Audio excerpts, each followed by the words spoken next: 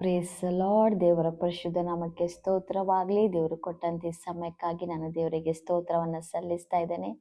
ಎಲ್ಲರೂ ಈ house of god ನಿರೀಕ್ಷೆ ನುಡಿ ಕಾರ್ಯಕ್ರಮಕ್ಕೆ ನಿಮ್ಮೆಲ್ಲರನ್ನ ಆತ್ಮಿಕವಾಗಿ ನಾನು ಬರಮಾಡಿಕೊಳ್ತಾ ಇದ್ದೇನೆ. ಈ ದಿನದ ದೇವರ ವಾಕ್ಯ ಜ್ಞಾನೋಕ್ತಿಗಳು 17ನೇ ಅಧ್ಯಾಯ ಅದರ 9ನೇ ವಚನ. ಈ ವಚನ ಹೀಗೆ ಹೇಳುತ್ತೆ: ದೋಷವನ್ನು ಮುಚ್ಚಿಡುವವನು ಪ್ರೇಮವನ್ನು ಸೆಳೆಯುವನು, ಎತ್ತಿ ಆಡುತ್ತಿರುವವನು ಸ್ನೇಹವನ್ನು ಕಳೆದುಕೊಳ್ಳುವನು. ಹಾಲೆಲೂಯ. ಪ್ರಿಯರೇ, ಈ ವಾಕ್ಯದಲ್ಲಿ ನಾವು ನೋಡ್ತಾ ಇದ್ದೇವೆ, ದೋಷವನ್ನ ಮುಚ್ಚಿಡುವವನು ಪ್ರೇಮವನ್ನ ಸೆಳೆಯುವನು ಎಂಬುದಾಗಿ. ಹಾಲೆಲೂಯ. ಈ ಒಂದು ವಾಕ್ಯದ ಅರ್ಥ ಏನು ಎಂಬುದಾಗಿ ನೋಡುವಾಗ, ಪ್ರತಿ ಮನುಷ್ಯನು ಯಾವುದಾದರೂ ಒಂದು ವಿಚಾರಗಳಲ್ಲಿ ತಪ್ಪುವವನಾಗಿದ್ದಾನೆ. ಯಾವುದೋ ಒಂದು ವಿಚಾರಗಳಲ್ಲಿ ತಪ್ಪು ಮಾಡಿ ಮತ್ತೆ ಪಶ್ಚಾತ್ತಾಪ ಪಡುವುದನ್ನು ನಾವು ನೋಡ್ತೇವೆ. ಆದರೆ ದೇವರ ಬಳಿ ಬಂದಾಗ ದೇವರು ಆ ಎಲ್ಲ ತಪ್ಪು ಅಪರಾಧಗಳನ್ನು ದೇವರು ಕ್ಷಮಿಸ್ತಾನೆ.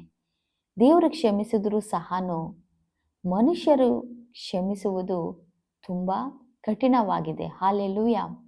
ಎಷ್ಟೋ ಸಾರಿ ಕುಟುಂಬದ ಜೀವಿತದಲ್ಲಿ, ಕುಟುಂಬಗಳಲ್ಲಿ, ನಮ್ಮೊಂದು ಬಂಧು ಬಾಂಧವರ ಮಧ್ಯದಲ್ಲಿ, ಸ್ನೇಹಿತರ ಮಧ್ಯದಲ್ಲಿ, ಉದ್ಯೋಗದ ಸ್ಥಳದಲ್ಲಿ ನಾವು ನೋಡೋದಾದ್ರೆ, ಯಾವುದೋ ಒಬ್ಬ ಮನುಷ್ಯ ಏನೋ ಒಂದು ತಪ್ಪು ಮಾಡಿದೆ ಎಂಬುದಾಗಿ ನಾವು ನೋಡುವಾಗ ಅದನ್ನ ಕ್ಷಮಿಸುವುದಕ್ಕೆ ನಾವು ಏನು ಮಾಡ್ತೇವೆ, ಹಿಂದೆ ಮುಂದೆ ನಾವು ನೋಡ್ತೇವೆ. ಯಾವುದೋ ಒಂದು ಮಿಸ್ಟೇಕ್ಸ್ ಅವ್ರು ಮಾಡಿದ್ರೆ ಅದನ್ನ ನಾವು ಎತ್ತಿ ಆಡ್ತಾನೆ ಇದ್ರೆ, ಅವ್ರು ಮಾಡಿರುವ ಮಿಸ್ಟೇಕ್ಸ್ನ ಪದೇ ಪದೇ ನಾವು ಅದನ್ನ ಎತ್ತಿ ಆಡ್ತಾ ಇದ್ರೆ, ಇನ್ನೊಬ್ಬರಿಗೆ ಹೇಳ್ತಾ ಇರೋದಾಗಿರ್ಬೋದು, ಆ ದೋಷಗಳನ್ನ ಮಿಸ್ಟೇಕ್ಸ್ಗಳನ್ನ ಮತ್ತೆ ಎತ್ತಿ ಕಾಮಿಡಿಯಾಗಿ ಮಾತಾಡೋದಾಗಿರ್ಬೋದು, ಈ ರೀತಿಯಾಗಿ ಮಾತನಾಡುವಾಗ ಆ ವ್ಯಕ್ತಿಯ ಸ್ನೇಹವನ್ನ ಕಳೆದುಕೊಳ್ಳುತ್ತೇವೆ ಎಂಬುದಾಗಿ ದೇವರ ವಾಕ್ಯ ಹೇಳ್ತಾ ಇದೆ. ಪ್ರಿಯರೇ, ಅಂದ್ರೆ ಒಬ್ಬ ಮನುಷ್ಯನ ಸ್ನೇಹವನ್ನ, ಒಬ್ಬ ಮನುಷ್ಯನನ್ನ ನಾವು ಯಾವ ರೀತಿ ಸಂಪಾದನೆ ಮಾಡ್ಕೋಬೇಕು ಎಂಬುದಾಗಿ ನೋಡುವಾಗ, ಅವ್ರು ಮಾಡಿರುವ ತಪ್ಪುಗಳನ್ನ ನಾವು ಮುಚ್ಚಿಟ್ಟು ಪ್ರೇಮದಿಂದ ಮಾತನಾಡುವಾಗ, ಅವ್ರು ಎಷ್ಟೇ ಏನೇ ತಪ್ಪು ಮಾಡಿದ್ರು ಸಹ ಅದೆಲ್ಲವನ್ನ ನಾವು ಮರೆತು ಆ ವ್ಯಕ್ತಿಗಳನ್ನ ನಾವು ಪ್ರೀತಿಯಿಂದ ಮಾತನಾಡುವಾಗ ನಾವು ಸ್ನೇಹವನ್ನ ಪಡೆದುಕೊಳ್ಳುತ್ತೇವೆ. ಹಾಲೆಲೂಯ.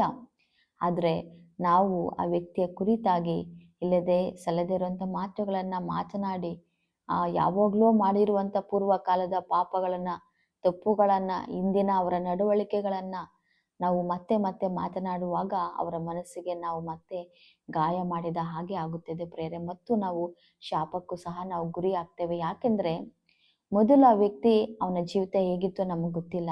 ಆದ್ರೆ ಒಂದು ಸಾರಿ ಯೇಸು ಸ್ವಾಮಿಯ ಬಳಿ ಬಂದು ತನ್ನ ಪಾಪಗಳನ್ನ ಒಪ್ಪಿಕೊಂಡು ಅರಿಕೆ ಮಾಡಿ ಬಿಟ್ಟು ಆತನು ನೂತನವಾಗಿ ಜೀವಿಸುವಾಗ, ನೂತನ ವ್ಯಕ್ತಿಯಾಗಿ ಆತನು ಬದಲಾಗಿ ಒಳ್ಳೆ ಜೀವಿತವನ್ನು ಜೀವಿಸುವಾಗ, ನಾವು ಆ ವ್ಯಕ್ತಿಯ ಒಳ್ಳೆ ಜೀವಿತವನ್ನ ನೋಡದೆ ಹಿಂದೆ ಯಾವತ್ತೂ ಆಗಿರುವಂತ ತಪ್ಪುಗಳನ್ನ, ಪಾಪಗಳನ್ನ ಹಿಡಿದುಕೊಂಡು ಅದನ್ನ ನಾವು ಮಾತನಾಡುವಾಗ ಆ ವ್ಯಕ್ತಿಯ ಸ್ನೇಹವನ್ನ ನಾವು ಕಳೆದುಕೊಳ್ತೇವೆ.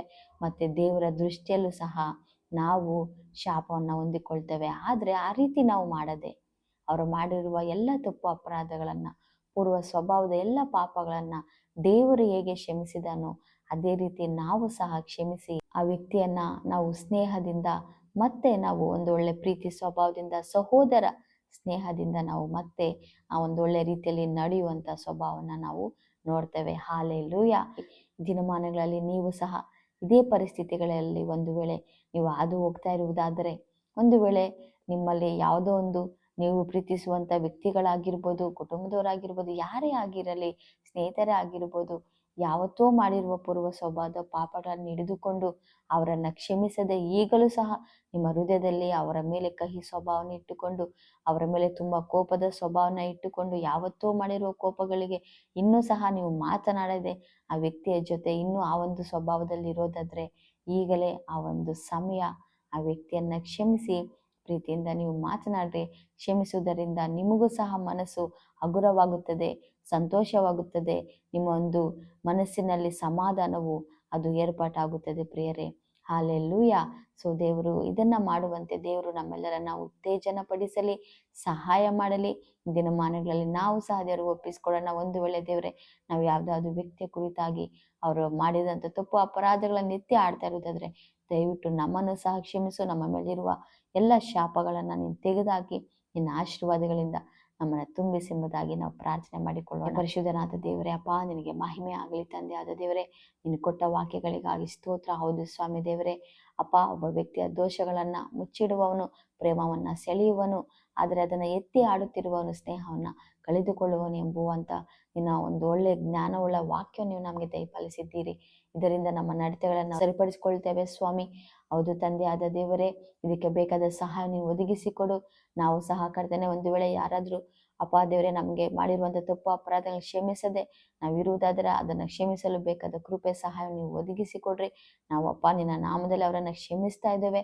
ನಮ್ಮನ್ನು ನೂತನ ಪಡಿಸಿರಿ. ನಿನ್ನ ಸಮಾಧಾನವು, ಆಶೀರ್ವಾದವು, ಸಂತೋಷವು ನಮ್ಮನ್ನು ಆಳ್ವಿಕೆ ಮಾಡಲಿ. ದೇವ, ನೀವು ಹಾಗೆ ಮಾಡಿರುವುದಕ್ಕಾಗಿ ಸ್ತೋತ್ರ. ನಜರೇತಿನ ಯೇಸುವೆ ನಿನ್ನ ಅಧಿಕಾರಗಳ ನಾಮದಲ್ಲಿ ಪ್ರಾರ್ಥಿಸಿ ಬೇಡಿ ಹೊಂದಿದ್ದೇವೆ ತಂದೆಯೇ, ಆಮೇನ್. Praise the lord. ಪ್ರಿಯರೇ, ಒಂದು ವಾಕ್ಯ ಸಂದೇಶವು ಪ್ರತಿಯೊಬ್ಬರಿಗೂ ತಲುಪುವ ಹಾಗೆ ಇದನ್ನು ಲೈಕ್ ಮಾಡಿರಿ, ಸಬ್ಸ್ಕ್ರೈಬ್ ಮಾಡಿರಿ ಆ್ಯಂಡ್ ಶೇರ್ ಮಾಡಿರಿ. Thank you and praise the lord.